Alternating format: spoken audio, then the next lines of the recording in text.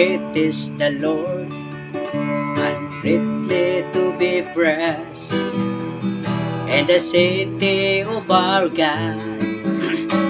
and the beauty of His holiness,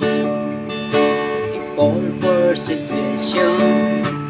the joy of the whole earth, is Mount Zion, the side of the north, the city of the great King. Great is the Lord, and greatly to be praised,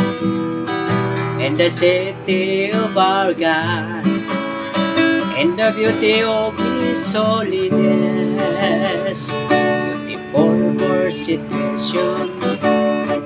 the joy of the whole earth,